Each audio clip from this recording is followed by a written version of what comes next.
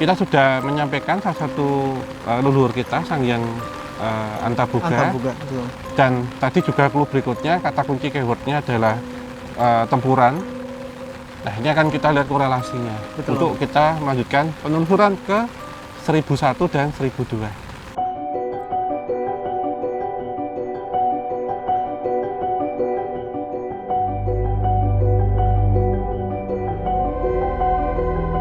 Kalau sebelumnya kita dicepuri membahas tentang naga gini ya. Nah, dalam cerita pewayangan, Sang Hyang Antaboga itu adalah sesepuh atau bapak para bangsa naga dan ayah dari naga gini.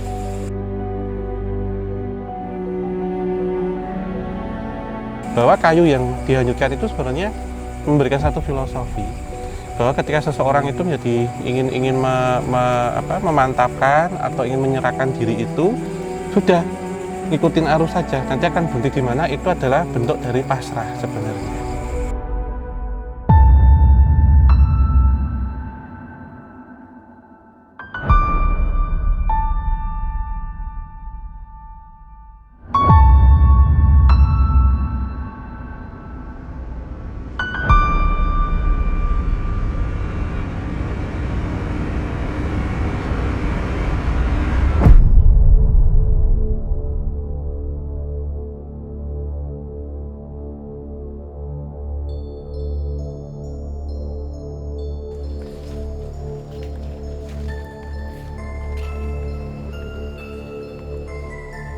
Assalamualaikum warahmatullahi wabarakatuh. Selamat raya-raya bagi kita semua. Balik lagi di KTJ. Ya.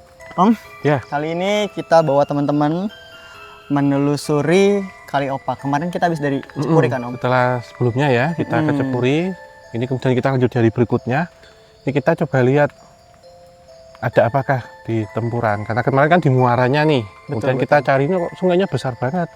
Ya, pasti kan gabungan dari sungai-sungai lain. Betul. Nah, ini kita coba sekarang datang ke daerah tempurannya. Betul, Om. Iya. Nah, sebenarnya teman-teman yang mau kita diskusikan dan coba kita juga cari tahu lebih lanjut adalah bagaimana Kali Opak itu terbentuk, Om. Kan ini banyak mitologi-mitologi sebenarnya yang ada di Yogyakarta, dan ini merupakan salah satu mitologi yang ada gitu.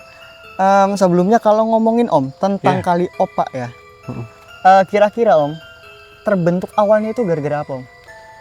Ya, tentunya kalau Kali Opak ini kita lihat dari dua hal ya, tinjauan secara ilmiah dan secara legenda gitu ya.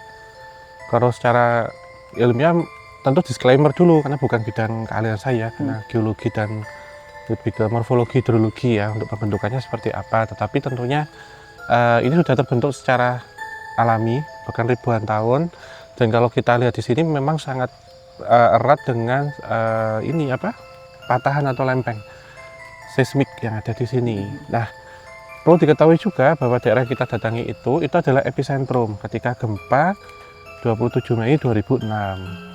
Itu di tempuran antara Kali Opak dan Kali Oyo.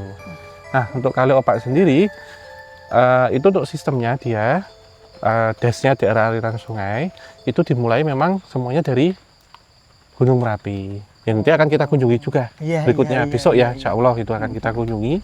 Dan banyak anakan-anakan sampai sini kemudian ketemu dengan Kali Oyo yang itu dari daerah Gunung Kidul. Jadi menyatu di sini gitu. Nah, karakteristiknya kalau sungai-sungai yang ada di sekitaran daerah istimewa Yogyakarta itu memang kebanyakan terbentuknya dari lempengan jadi tektonik dan juga vulkanik, sehingga paling banyak ditemukan material-material seperti halnya aluvial gitu. Nah, yang paling banyak di sini adalah pasir. Nah, disinyalir juga di bawah dari tempuran Kali Opak dan Kali Oyo ini ada danau bawah tanah atau danau bawah tanah. Itu ketemuan juga tempuran-tempuran dari fisik sungai. Ya, Om, itu ya? Fisik ya, dari sungai bawah tanah.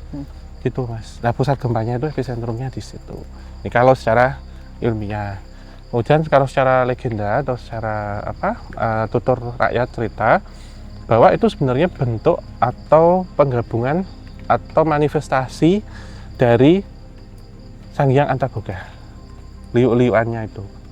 Jadi itu meluk seperti ular ya. Betul, Om. Sehingga diyakini bahwa ketika terjadi gempa itu sebenarnya Sang Hyang Antaboga sedang bangun. Jadi ketika bumi tenang itu Antaboga sedang tertidur. Ketika bumi bergetar itu Antaboga sedang bergerak. Itu. Oke, teman-teman. Jadi memang mitologi ini cukup menarik Om ya, untuk kita cari tahu, dan sama-sama menarik juga kalau kita miliki merchandise KTJ. Iya, nih. Benar sih Om? Iya. Ini saya versi di belakangnya ya. Ya, jadi merchandise ini nih itu kita nanti akan reguler ya Mas Ami ya. Kita akan ada gitu ya. Nanti Sobat Jabanika dapat memantau atau dapat melihat tentunya di sosial media tim KTJ, KTJ Merch, kemudian juga podcast Opsan, sosmed kita semua, saya Mas Ami, teman-teman semua. Nah, itu nanti cara pesannya gimana Mas Ami? Bisa juga langsung nanti DM adminnya Om, admin, melalui WhatsApp, dan juga teman-teman bisa dapatkan merch kami juga di e-commerce. Iya. Ada di toko hijau dan oranye. Iya. Jadi teman-teman jangan sampai ketinggalan. Iya. Begitu pula dengan cerita kami selanjutnya Om. Iya, seperti itu. Dan tentu jangan lupa untuk like, subscribe, dan nyalakan lonceng ya, biar nggak ketinggalan kalau kita pas upload Betul. cerita-cerita sebelumnya dan kisah hari ini dan kisah yang akan mendatang. Betul. Kalau seru bisa jadi merch juga. Iya. Itu? Oke, kita ke sana. Ya.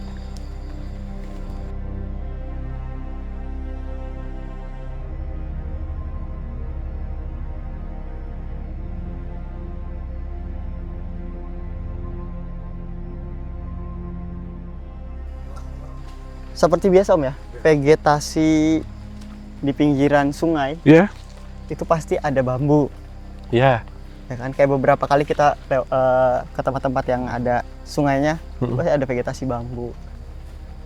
Nah, ngomongin tentang energi deh Om. Iya. Kalau menurut Om Mau sendiri, di sini energinya paling dominan apa? Feminim apa maskulin? Iya. Positif atau negatif? Di sini atau nanti ke sana? Di sini dulu deh, di sini dulu. Di perjalanan menuju tempuran. Kalau di sini acak adut ya Mas ya, maksudnya semuanya ada yang saya lihat ya, tapi tidak menjurus pada kerajaan, perkampungan nggak ada ya. Entitas-entitas itu individu, jadi mereka kayak seolah-olah di belakang pohon lihat kita dan di atas gitu. Okay. Dan juga ada beberapa yang ini transisi ya, dari makhluk air dengan makhluk darat. Karena sebelumnya kita kan lihat laut nih, laut itu kan batas. Laut juga bisa menjadi batas antara gaib dengan nyata. Nyata, iya. Mereka itu transit ada juga yang ke sini, gitu. Transit dalam artian mereka yang dari hulu ke hilir, dan dari hilir ke hulu. Oke, berarti Om, kan ini selain mitologi tentang yang Antaboga, Ya. di sini juga cerita masyarakatnya tuh sering mendengar adanya lampor. Iya, iya. Iya, lampor itu memang yang paling sering terdengar ya. Kita ngelihat dari lampor yang positif dulu. Itu gemerincing kereta kuda. Nah, dan iring-iringan prajurit ya. Jadi seperti halnya kalau kita ngelihat karnaval itu loh Mas. Jalan itu. Iya. Terus kalau yang negatif lampor yang bentuknya keranda saya nggak melihat di sini. Jadi tas pocong juga tidak. Justru saya malah lebih fokus ke mereka-mereka itu yang bentuknya absurd. Kayak siluman gitu Ya, ya? kayak siluman. Ada Betul, kayak betul. manusia kata yang tadi saya lihat. Iya, kalau yang keranda itu nggak ada sih Mas ya. Cuman untuk kita lebih detailnya ya, atau kita ngelihat barangkali ada sisa-sisa lampor atau apa residual, mungkin kita mendekati bantaran sungai sih Mas. Oke. Kalau Mas Ame apa Mas Ame yang bisa dilihat, atau mungkin parsial aja ya, bukan berarti kemudian masuk, tapi ambillah satu entitas di sini. Apa sih itu? Karena ini nanti akan nuntun kita sebenarnya. Ini Mas. Ini Om ya? Nah, di pohon ini. Sebentar. Diambil ceritanya aja ya, terus sama demonstrasi. Bismillahirrahmanirrahim.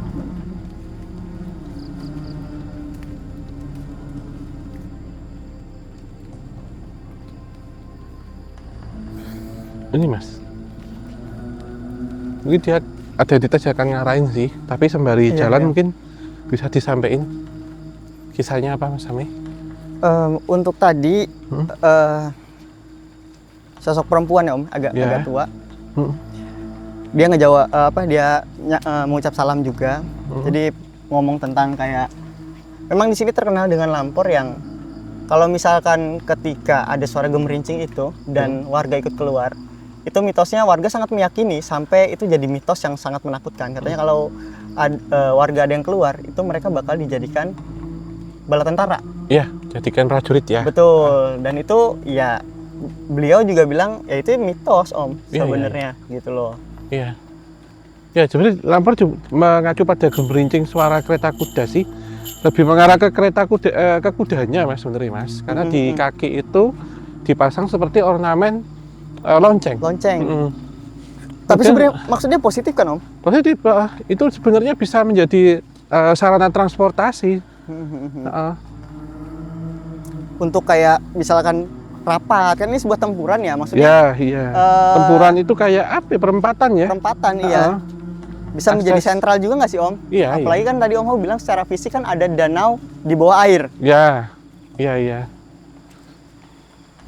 Masya Allah. Iya, mungkin saya bisa menambahkan tentang kisah Lampor ya. Warga sekitar sini sebenarnya Mas ini di tahun 1970-an sekian gitu ya. Seorang petani, maaf ya, janda sudah sepuh, memiliki anak ya, kurang lebih anaknya 5. Usianya ini sudah 60-an.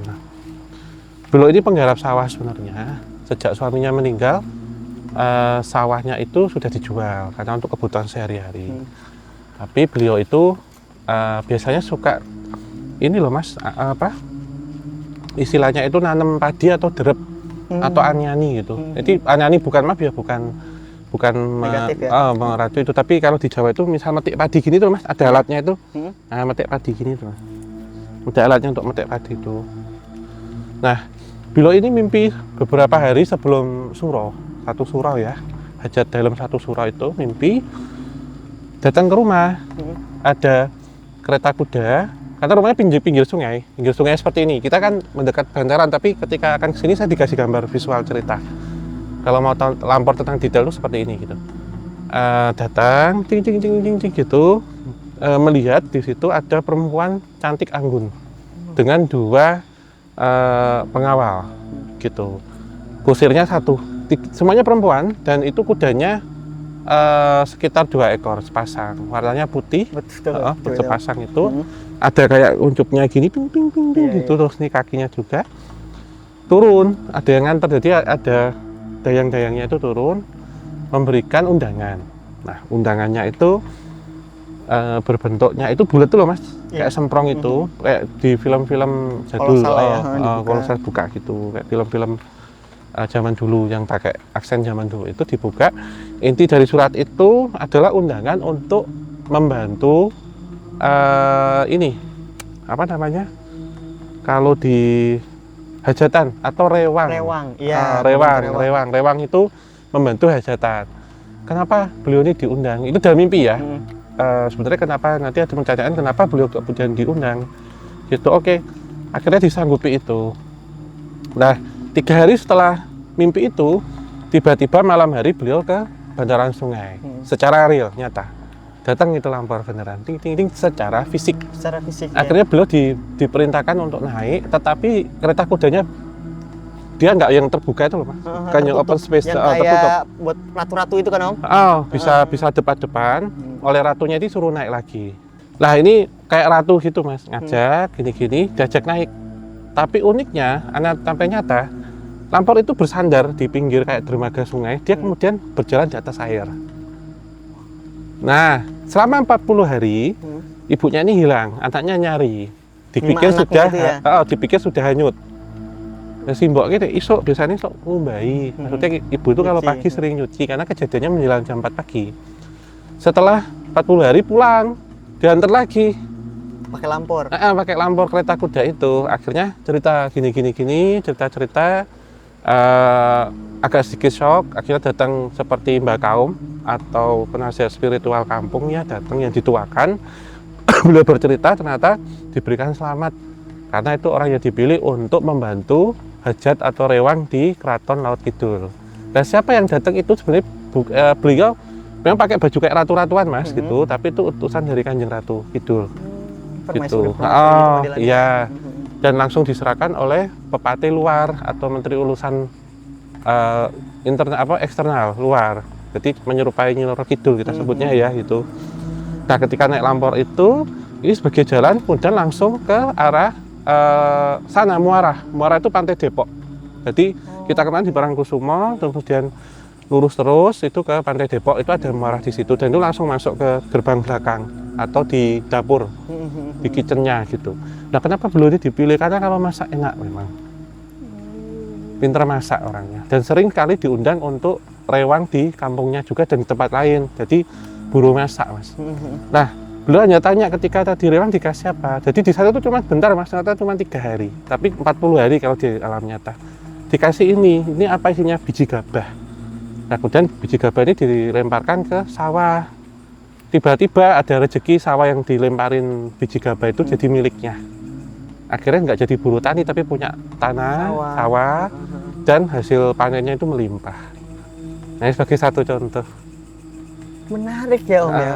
Gitu. Tapi kalau dipikir-pikir kenapa bisa jadi Lampor Sambil itu? kita mendekati.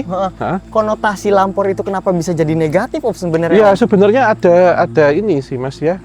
Ada pergeseran makna gitu secara pemahamannya. Karena mungkin pemikirannya begini. Kalau tadi kan arti positif ya. Orang berpikir karena ada Lampor tuh ngambil atau ngajak. Jadi orang kemudian berpikir bahwa itu kayak nyulik, Mas. Nah, ini kemudian bergeser makna ke daerah lain yang menganggap bahwa ketika ada sesuatu yang melayang, misalkan itu di sungai atau di kebun, di hutan, anggapnya Lampor. Kemudian bergeser lagi menjadi seperti keranda terbang.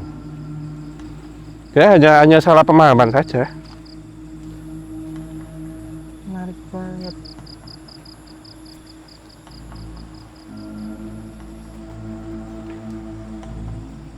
Gitu sih Mas Ameh, satu cerita yang judulnya Rewang kalau ini. Jadi aku berpikir maksudnya apakah Om ada jadi kan ini tempuran nih Ya.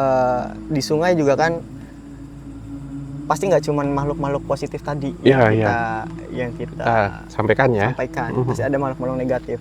Nah, apakah makhluk-makhluk negatif ini yang memang dia melakukan tipu muslihat tadi gitu, menakut-nakuti warga dengan cerita-cerita seperti itu, atau bahkan sampai memanifestasi seperti berubah menjadi apa yang ditakuti masyarakat atau bagaimana Om? Ya saya sepakat itu Mas. Tentunya ketika ada barang ori, kemudian barang itu kualitasnya bagus, tapi sangat limited terbatas, maka akan timbul barang apa? Oh, KW. Nah, itu KW Mas. Akhirnya banyak sekali nama Lampor itu dipakai untuk yang lainnya. Misalkan di sini kereta yang memang itu mencari tumbal juga ada. Tapi berbeda, yang menaiki itu beda Mas. Kalau tadi memang resmi ya, official dari Keraton Kidul, ada juga yang mengaku dari Keraton Kidul. Itu tujuannya apa? Satu hal saya lihat, ternyata saya baru tahu ya, di sekitar sini memang ada yang namanya legenda Jaran Ijo atau kuda hijau. Apakah itu nanti kita cari tahu di sana? Betul. Soalnya aku nggak ngeliat kayak ada keranda di sini, Nggak ada pocong, nggak ada gitu loh Om. Ini Jaran Ijo ternyata Mas. Apakah Jaran Ijo nanti kita cerita sana?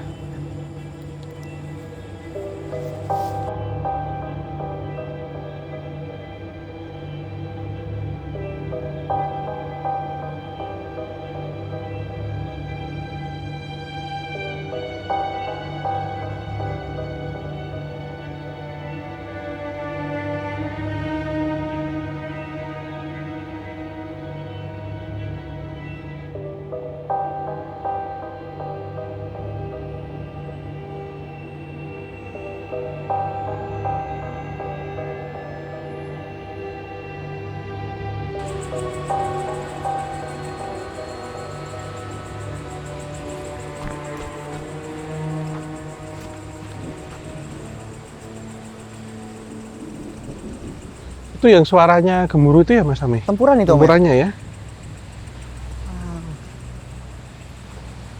Oh itu Mas Ami? Oh ini Om. Iya.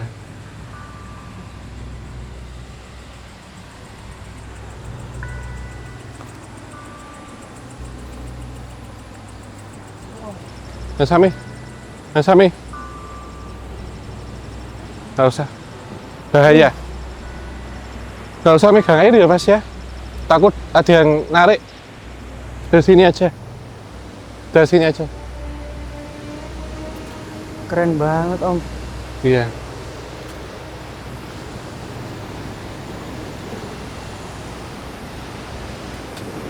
Masya Allah.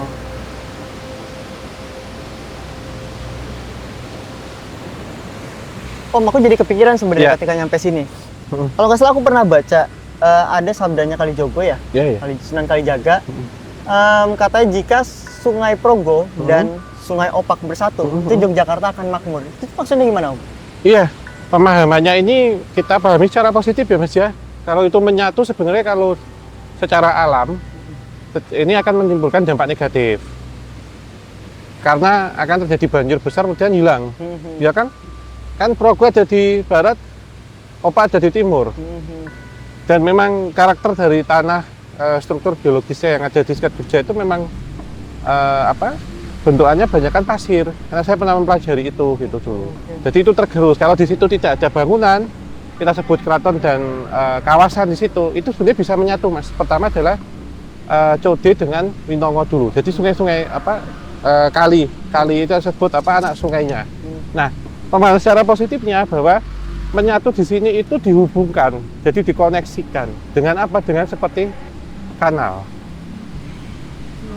Kanal-kanal kecil gitu. Oh iya. Nah, ini kalau kita kembali, kita lihat bahwa di masa pendudukan Jepang. Gitu. Ketika waktu itu Ngerso Dalam ya, Suwargi HB ke-9 bertemu dengan salah satu petinggi dari Nippon di Gedung Agung, yaitu Koichi Himono Kyokan namanya ya, bertemu di situ. Salah satu yang disampaikan beliau adalah jangan mengambil wargaku untuk kerja. Romusa di sini akan dibawa keluar Jogja, kebanyakan dibawa keluar Jawa, bahkan keluar negeri waktu itu. Tapi saya bisa menjamin untuk kebutuhan Nippon selama di Jogja, nanti untuk pengairan, untuk pertanian saya usahakan. Nah, daripada warga saya dibawa keluar, mending dipekerjakan untuk membuat terusan itu. Yaitu disebut Selokan Mataram. Ya, jadi Selokan Mataram itu bangunan peninggalan masa Jepang atas ide ataupun prakasa dari keluarga HB ke-9, Hamengkubuwono IX. Fun fact itu histori yang menarik banget ya Om ya Koichi sebenarnya. Himono Kyokan namanya. Kan itu dari sejarahnya Om ya. Kalau dari sisi spiritual atau supranaturalnya ada nggak? Ya tentunya ada Mas, karena ini dua sungai yang besar dan ini dua-duanya kalau yang membedakan bahwa kalau Progo itu kan muaranya lebih jauh ya, hulunya itu bermuaranya sama ke Samudra Hindia tapi hulunya kan lebih jauh. Kalau ini kan sekitaran naik semua ke Merapi Mas, dan itu memang bisa mensejahterakan. Jadi Wetan Progo lah kita sebut ya, itu nanti bisa digabungkan. Itu kenapa? Karena bisa memberikan dampak pertama adalah pengairan tentunya, karena Jogja ini adalah sangat-sangat agraris. Itu pertaniannya nomor satu. Kalau di masa Jepang itu pertaniannya memang ditujukan untuk saluran irigasi tanaman jarak waktu itu. Jadi tanaman jarak itu untuk pelumas alami waktu itu, dan juga padi jagung itu yang disiapkan untuk itu. Jadi memberikan satu kesejahteraan. Kenapa? Karena keairan untuk sistem keairan PSDA lah kalau zaman sekolah dulu kan, PSDA gitu. Jadi modelnya seperti itu sih Mas. Jadi mungkin nanti kita akan detailkan bahas kalau kita penelusuran Selokan Mataram nanti. Dari jam sana di Progo sampai di Opak, yang lokasinya itu nggak jauh dari Candi Prambanan kok. Itu waktu saya kuliah S1 dulu pernah itu studi tentang Selokan Mataram. Jadi memang sangat berpengaruh ya Om ya, dari segi fisik maupun supranatural atau spiritualnya tadi ya. Iya, tentunya itu kalau spiritual menurut saya kita mengesampingkan secara metafisiknya Mas, tapi spiritual itu kan energi batinnya, ya, batin, energi. Iya, penggambarannya itu. Dan memang sampai hari ini Selokan Mataram akhirnya bisa menjadi satu saluran irigasi. Menarik sekali teman-teman sejarahnya. Jadi cikal bakal kesejahteraan Jogja itu ya Om ya. Dari situ. Mungkin Om kita coba ngedekat Om.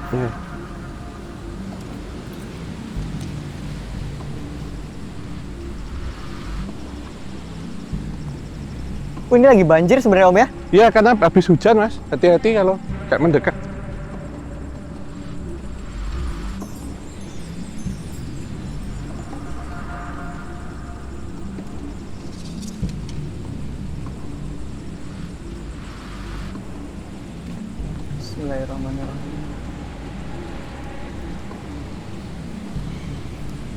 Om, aku coba ambil airnya sedikit ya. Iya, iya. Bismillahirrahmanirrahim.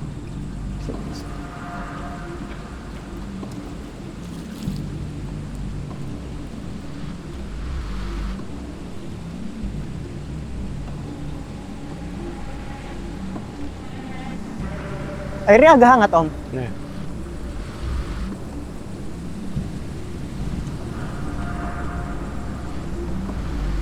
Aman ya?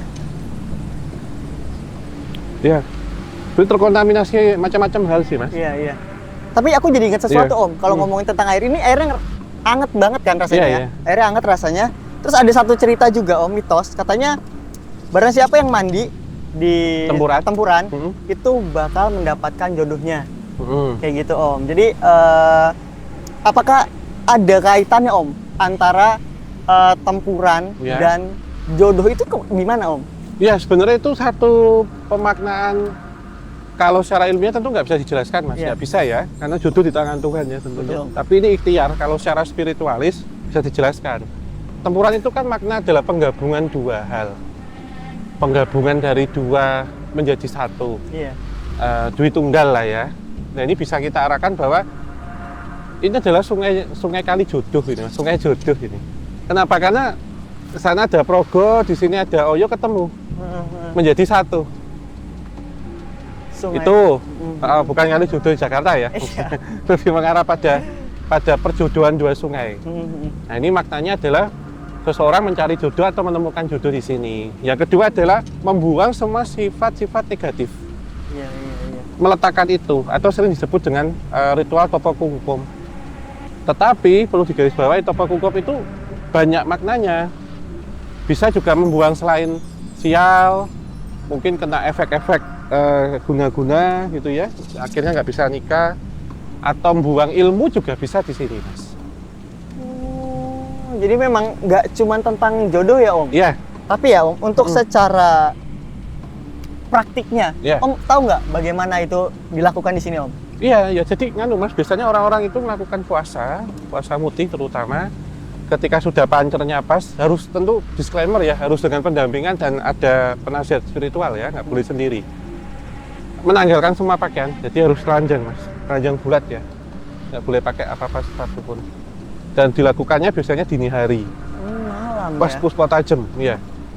Nah, ketika menaruh itu sebenarnya sudah pasrah sifatnya. Pasrah dalam artian, wah pokoknya apa aja ditompo gitu, Om ya? Iya, gampangannya itu.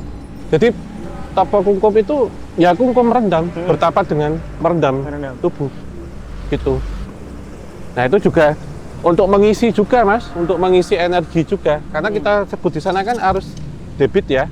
Itu kan ada energi yang terpancar di situ.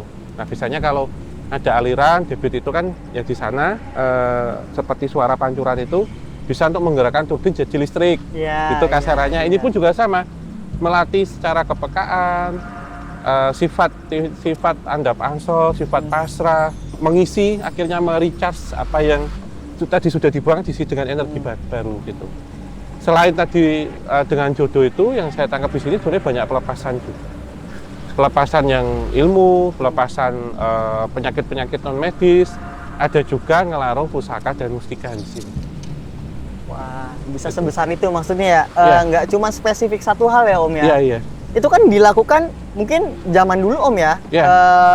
Zaman dimana mungkin kondisi alam pun di sekitaran sini masih bagus gitu. Iya, iya. Tapi kalau kondisinya untuk sekarang ini menurut Om bisa nggak tetap, Om? Nah, masih bisa, Mas. Itu yang masih level beginner, Mas. Kalau yang sudah advance atau apa bisa ke tengah, bahkan bisa selulup, bener-bener tenggelamin. Ini kan deras, Om. Iya. Ya namanya orang punya spiritual, bahkan bisa kayak ini ya, meringankan diri, meringankan tubuh, dia bisa berjalan di atas air. Ada, saya melihat orang yang punya ajian untuk itu dan melakukan topo kungkum di tengah. Speechless, teman-teman. Masalahnya ini kan nggak cuma soal ini, Om ya, berarti ya nggak cuma soal untuk jodoh tadi ngelarung dan lain-lain, tapi juga bisa untuk banyak hal gitu, Om. Nah, residualnya, Om, untuk di air sendiri, aku ngerasa tadi agak nggak enak. Iya, iya. Itu kenapa menurut Om Hao? Kalau menurut saya karena nggak enak, lebih mengarah pada sistem buangannya sih, Mas. Buangan-buangan, kita sebut sampah metafisika yang ada di sini.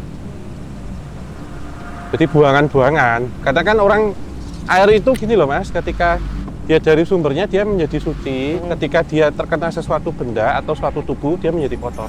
Tapi dia akan merecycle, akan mutar terus. Oke, nah apakah di tempurannya itu Om, energinya berbeda dengan yang ada di ini, di sungainya? Tentunya beda Mas. Di sini adalah satu energi besar. Ketika ke sana ini kan primernya, Iya. karena itu sudah sekunder, jadi sudah terpecah. Jadi menyatu. Dan ini tempuran terdiri dari tempuran yang lain loh Mas. Dari sungai-sungai yang lain. Iya Tapi sih, ini Om. kayak Iya sih, Om. kayak mega tempurannya lah. Mega tempuran. Gitu. Jadi masih ada yang lebih kecil-kecil, masih aturannya bersih banyak di sana.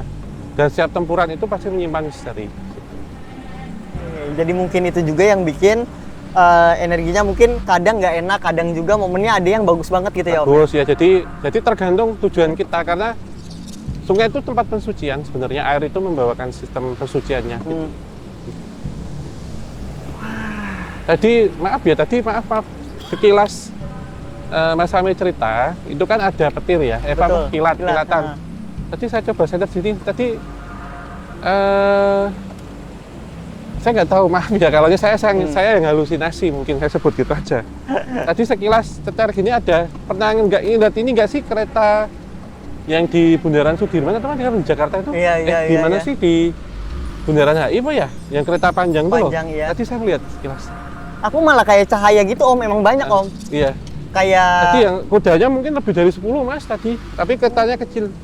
Cetar gitu tak terus hilang. aku malah kira di bawah air Om. Mata telanjang loh maksudnya. Itu mata di atas ini. air. Di atas. Makanya tadi mau tak potong tapi nggak apa-apa Mas Sami cerita dulu. Saya makanya ngeliat ke sana terus di sekitaran sini.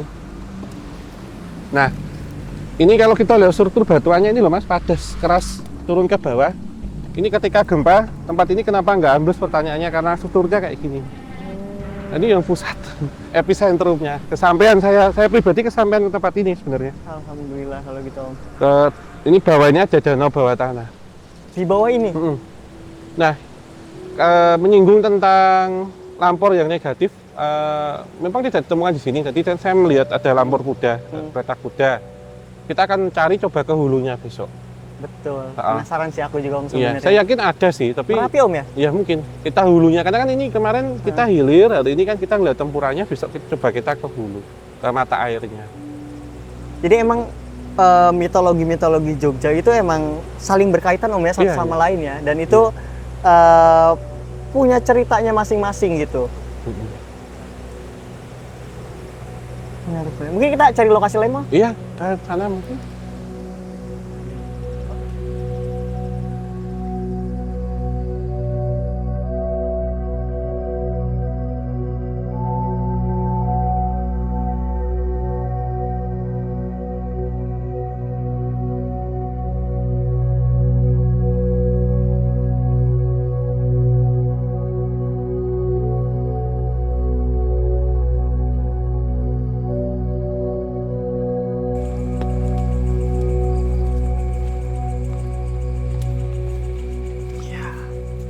Alhamdulillah teman-teman, kita disambut sama hujan ya Om. Ya. Di bantaran kali Opak ini ya. Masih banyak banget sebenarnya cerita-cerita mitologi Yogyakarta gitu, dan kebetulan kita di sini udah bahas tentang Antaboga, yang Antaboga, terus juga tempuran. Tapi ada yang masih aku penasaran nih Om. Yaitu kan kemarin kita habis dari Cipuri ya. Nah, itu kaitannya dengan Panembahan Senopati di sini itu seperti apa Om? Iya, jadi kalau di sana itu kan tempat muaranya, berlabuhnya ya. Seperti yang kita sampaikan sebelumnya bahwa ketika ingin mendapatkan wahyu ke Prabon ya, menjadi seorang pemimpin, beliau akhirnya mendapatkan wisi untuk mencari kayu glugu. Kayu glugu itu kayu log Mas, tapi log ini lebih mengarah pada glugu, mungkin bisa diterjemahkan itu kayu dari pohon kelapa, tapi yang sudah gapuk, yang sudah jatuh, yang sudah terpotong-potong itu. Nah, dari kayu itu kemudian dihanyutkan. Nah, akhirnya beliau itu menaiki itu, jadi kayak meluk itu kayu. di mana kayu ini bersandar atau berlabuh, disitulah tempat untuk melakukan tetira, untuk melakukan tafakur, tirakat. Nah, akhirnya berlabuhlah di batu karang, sepasang di situ. Seperti yang diceritakan sebelumnya itu, Mas, bahwa tempat itu tuh kalau kita ketahui yang sekarang kan berpasir ya. Betul. Dulu itu masih terendam air. Nah, kayu gelegu yang dinaiki oleh Raden Danang Sutawijaya waktu itu berhentinya di situ. Nah, di sini berarti bisa kita tarik makna ya, bahwa kayu yang dihanyutkan itu sebenarnya memberikan satu filosofi. Bahwa ketika seseorang itu menjadi ingin memantapkan atau ingin menyerahkan diri itu, sudah ngikutin arus saja, nanti akan berhenti di mana itu adalah bentuk dari pasrah sebenarnya. Berserah ya, berserah, iya. Akan dibawa kemana, seperti halnya hidup. Kita ini punya cita-cita, punya keinginan, tapi tentunya kan Tuhan yang menentukan yang baik untuk kita kemana. Jadi akan berhenti di mana, pasrahlah di situ. Nggak usah jauh-jauh kita aja. Mas Amin mesti waktu kecil punya cita-cita. Saya pun punya cita-cita, tapi kan kita nggak pernah ngimpiin cita-cita kerja kayak sekarang. Betul. Nah, itu gambarannya seperti itu. Jadi kayu yang terhanyut di sungai itu seperti halnya kehidupan, Mas. Tidak bisa kita tebak, tidak bisa kita inginkan, tetapi Tuhan akan meletakkan itu tempat yang tepat. Itu makanya itu sebenarnya. Ya. Jadi memang manusia dipasrahkan ya, Om ya? Iya. Dipasrahkan semuanya dan kita harus berserah gitu ya. Contohnya dengan kayak model, berarti kalau itu modelannya sebuah apa ya, Om, yang dilakukan Panembahan Senopati itu adalah sebuah tirakat kah atau ada bisikan kah atau seperti apa, Om? Iya, semuanya, Mas. Jadi tirakat, menenangkan diri, menyerahkan diri, datanglah petunjuk. Tapi petunjuk itu sanepan. Jadi sanepan itu boleh dibilang perumpamaan yang jadi menjadi multi tafsir ya. Yang karena beliau ingin menjadi seorang raja, berarti kan multi tafsirnya bukan multi tafsir tapi tafsirannya yang tepat. Kan gitu, menggunakan kayu.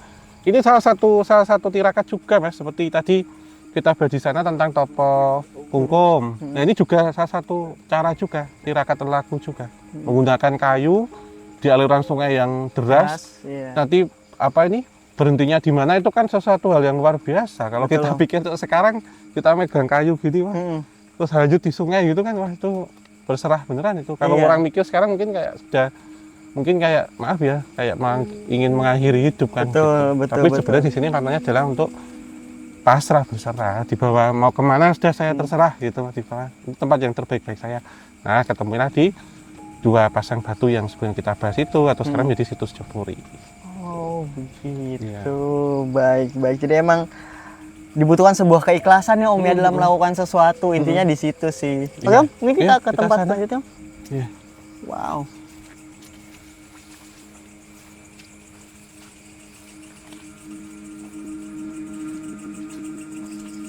Udah nggak begitu deras sepertinya, Om.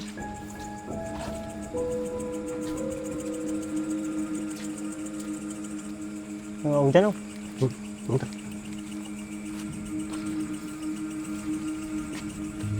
Ini biar nggak lupa Mas Hamai, Ya, Om. kita mungkin ceritain tentang jaran hijau ya, jaran hijau ya. Awas lubang, teman-teman. Ya.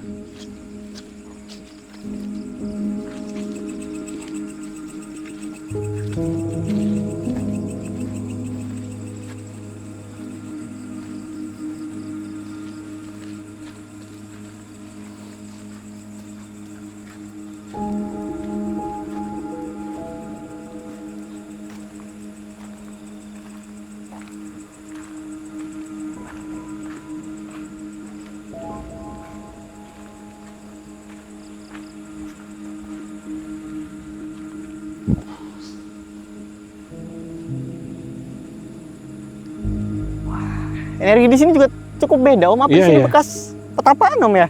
Ya bisa dibilang demikian, pernah dipakai untuk bertapa Mas sekitar sini dan masih aktif sampai sekarang sebenarnya kalau saya rasakan ya. Wow. Ini ngomong-ngomong tentang jaran hijau Mas Hamai. Gimana, Om, itu, Om?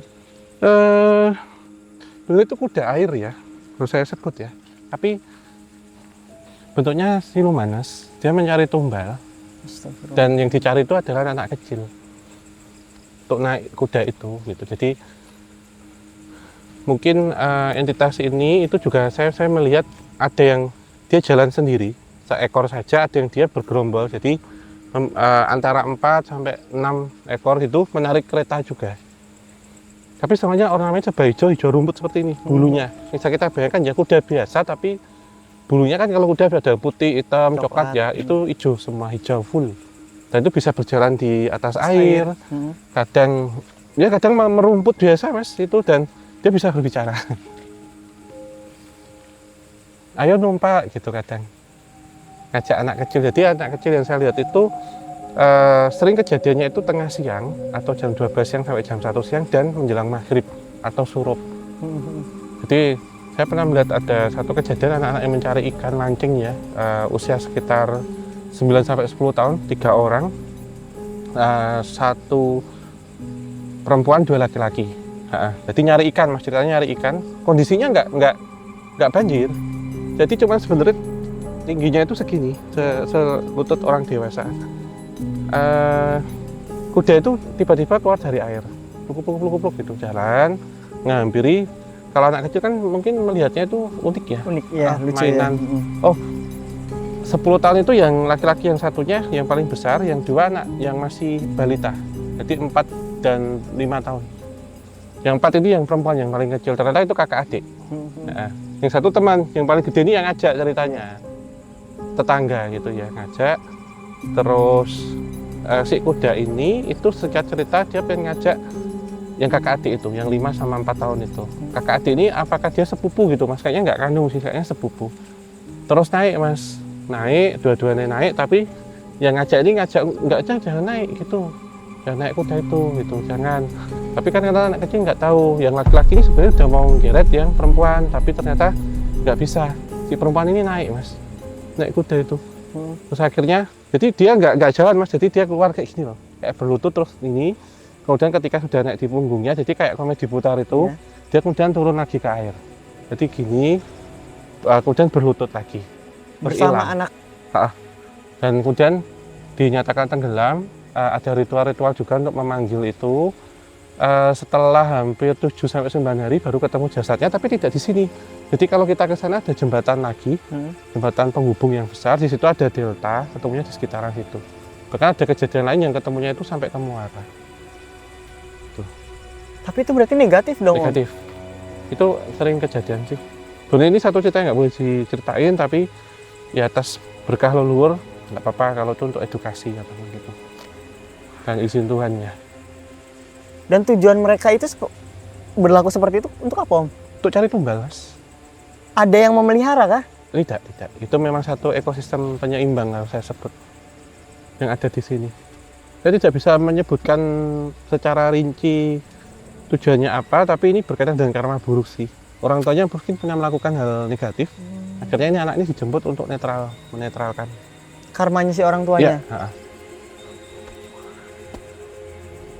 sepanjang bantaran Kali Opak ya mas, jadi ini mungkin kalau di Bengawan Solo ada Onggo Inggi, kalau di sini mungkin ada Jaran Hijau sih, sampai ke Opak atas sana. Dan itu masih ada nggak om sampai sekarang? Masih sampai sekarang mas. Tapi keluarnya di jam 12 siang sampai jam 1 malam? Enggak, jam 12 siang sampai jam 1 siang sama menjelang maghrib, surup-surup. Jam 5 sampai jam 6. Dan hanya mengincar anak kecil? Iya, khusus anak kecil korbannya. Anak kecil balita. Oke, jadi itu juga sebenarnya menjadi mitos ya om ya? Yang mungkin pada akhirnya lampor positif tertutup dengan mitos Jaran Hijau. Yang menurutku memang apa ya, cukup nggak adil sih om. Kayak kan sebenarnya itu karma orang tua ya om ya. Karma orang tua, anaknya pada akhirnya nggak tahu apa-apa diambil ya, walaupun itu ketentuan sebuah takdir juga ya. Iya, menjadi orang tua makanya hati-hati dalam berbuat dan bertindak. Karena apa yang kita tanam itu yang akan kita petik. Belum tentu kita yang memetik, tapi bisa penerus kita yang memetik. Baik itu positif, baik itu negatif mas. Ya dibilang nggak adil, tapi kan ulah ya, ulah. Baik kata kayak kita nanam pohon mangga, ya kita akan memanen ini, tapi kan nanti anak cucu kita juga akan memanen mas. Makanya tanamlah kebaikan mulai dari sekarang. Nah, apakah itu juga ada kaitannya om sama energi yang ditinggalkan oleh Eyang Antaboga? Kan ada mitos juga kan, sungai ini terbentuk juga kan atas jalur lewatnya tuh Eyang Antaboga tuh. Iya, sebenarnya ini membedakan sih mas ya. Kalau pengertian dari Yang Antaboga sendiri ini kan adalah naga bumi. Betul. Sebenarnya ya, di mana beliau ini bersemayam di dalam bumi paling dalam, karena tujuannya adalah untuk menseimbangkan, untuk menjaga kondisi tanah dan air, juga untuk menjaga secara kemanusiaan gitu, secara itu. Dan kalau sebelumnya kita dicepuri membahas tentang naga gini ya, nah dalam cerita pewayangan Sang Hyang Antaboga itu adalah sesepuh atau bapak para bangsa naga dan ayah dari naga gini gitu. Nah beliau ini memang bersemayam di dasar tanah. Dan ketika beliau menggoyangkan ekornya atau membalikan badan apa itu terjadi gempa. Nah gempa kita lihat secara mitos dan secara ilmiah gitu. Kalau diyakini gini, kenapa itu kemudian cerita itu terungkap ya, ataupun menjadi satu legenda dan turun temurun, sifatnya adalah oral history, karena orang dulu belum mengenal teknologi atau seismik kegempaan. Jadi menganggap ketika ada gempa itu yang terjadi adalah bukan pelepasan energi dari lempeng tektonik, tapi ular yang bergerak di bawah tanah. Itu poin yang pertama. Yang kedua, bagaimana cara mengatasinya? Jagalah keseimbangan semesta, jagalah keseimbangan alam. Kalau kita lihat secara ilmiah, yaitu mitigasi bencana. Betul. Itu yang kedua. Yang ketiga, bukti-bukti empiris yang bisa kita temukan. Kondisi rumah di sini pasca gempa itu mengalami pergeseran dan keretakan. Gitu. Kalau secara metafisik, sering terdengar suara gung gitu dari dalam tanah. Bisa dijelaskan itu kalau secara fisika, secara seismik bahwa ada longsoran, Mas. Karena tadi kita notice ya, kita sebutkan bahwa di sini ada danau. Danau bawah tanah. Nah itu ketika itu gerowong blung, itu terdengar suara. Tapi kalau secara legenda atau secara mitos itu adalah ular yang bergerak. Tuh 3 hal itu. Nah apa hubungannya kemudian kenapa Raden Danang Sutawijaya memilih Kali Opak untuk ke Cepuri? Karena kalau kita sebutkan tadi tentang Sang Hyang Antaboga, itu kan raja dari para naga, bangsa naga. Nah ada satu ungkapan di dalam istilah kejawen ya, bahwa seorang raja itu harus bisa menjinakkan seekor naga. Gitu. Kalau ingin menjadi seorang raja harus bisa menjinakkan seekor naga. Itu maknanya adalah bahwa seorang raja itu tentunya harus bisa menjaga masyarakat atau penduduk ya ini, karena naga itu jadi sebagai penyangga itu dan bisa menstabilkan air dan tanah. Berarti harus bisa menjaga stabilitas secara sosial, politik, ekonomi.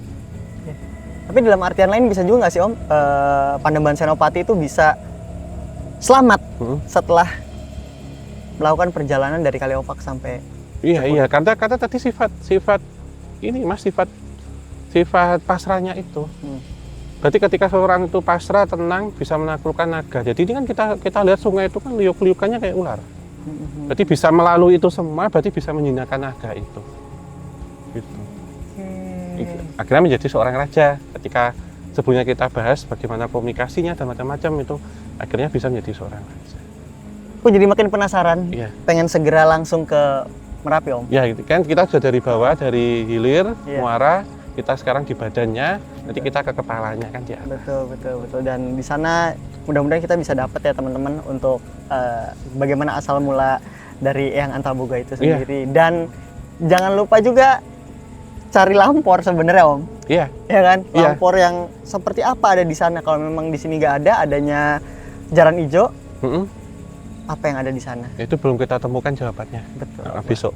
Oke Om, mungkin cukup Om? Iya, mungkin semoga menjadi pelajaran berharga ya, dan pengetahuan bagi kita semuanya, dan tentunya kita selalu ini ya Mas ya, mengingatkan, kita ambil sisi yang positif dan kita buang yang negatif. Dan kita ucapkan terima kasih untuk semuanya, dan terutama untuk Sobat Javanika yang sudah menyaksikan dari awal hingga akhir, dan tetap dukung tim KTJ juga podcast obrolan santai, dan cara like, subscribe, dan nyalakan lonceng share sebanyak mungkin. Tinggalkan kritik, masukan, dan saran hanya di kolom komentar. Dan kita tak lupa ya, yang tanya-tanya, nanti kita setiap penelusuran kita akan menggunakan kaos ya, merchandise dari KTJ Merch ya. Betul. Dan nanti bisa teman-teman simak, bisa teman-teman cari tahu di sosial media kita, dan juga tersedia di e-commerce. Betul banget Om. Kita tutup, kita akhiri. Wabillahi taufiq wal hidayah. Wassalamualaikum warahmatullahi wabarakatuh. Mugia tansah pinaringan rahayu sagung dumadi.